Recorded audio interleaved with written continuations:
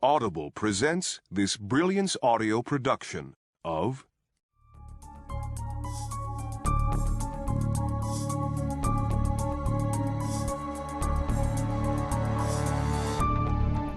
Promise Me by Harlan Coben.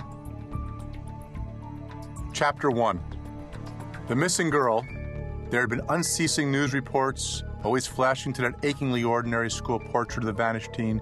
You know the one, with the rainbow swirl background, the girl's hair too straight, her smile too self-conscious, then a quick cut to the worried parents on the front lawn, microphones surrounding them, mom silently tearful, dad reading a statement with quivering lip. That girl, that missing girl, had just walked past Edna Schuyler. Edna froze. Stanley, her husband, took 2 more steps before realizing that his wife was no longer at his side. He turned around. Edna? They stood near the corner of 21st Street and 8th Avenue in New York City. Street traffic was light this Saturday morning. Foot traffic was heavy. The missing girl had been headed uptown. Stanley gave a world-weary sigh. What now? Shh. She needed to think. That high school portrait of the girl, the one with the rainbow swirl background. Edna closed her eyes. She needed to conjure the image up in her head, compare and contrast. In the photograph, the missing girl had long, mousy brown hair. The woman who just walked by, woman, not girl, because the one who just walked by seemed older, but maybe the picture was old too, was a redhead with a shorter, wavy cut. The girl in the photograph did not wear glasses. The one who was heading north up 8th Avenue had on a fashionable pair with dark, rectangular frames. Her clothes and makeup were both more, for lack of a better word, adult. Studying faces was more than a hobby with Edna. She was 63 years old, one of the few female physicians in her age group who specialized in the field of genetics. Faces were her life. Part of her brain was always working, even when far away from her office. She couldn't help it. Dr. Edna Schuyler studied faces. Her friends and family were used to the probing stare, but strangers and new acquaintances found it disconcerting. So that was what Edna had been doing, strolling down the street, ignoring as she often did the sights and sounds, lost in her own personal bliss of studying the faces of passers-by, noting cheek structure and mandibular depth, inner eye distance and ear height, jaw contours and orbital spacing.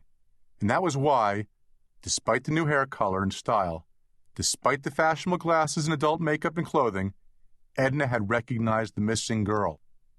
She was walking with a man. What? Edna hadn't realized that she'd spoken out loud. The girl! Stanley frowned. What are you talking about, Edna? That picture, that achingly ordinary school portrait. You've seen it 1,000,000 times. You see it in a yearbook and the emotions start to churn. In one fell swoop, you see her past, you see her future. You feel the joy of youth, you feel the pain of growing up. You can see her potential there. You feel the pang of nostalgia. You see her years rush by. College maybe, marriage, kids, all that. But when that same photograph is flashed in your evening news, it skewers your heart with terror. You look at that face, at the tentative smile, at the droopy hair and slumped shoulders, and your mind goes to dark places it shouldn't. How long had Katie, that was the name, Katie, how long had she been missing? Edna tried to remember. A month probably, maybe 6 weeks.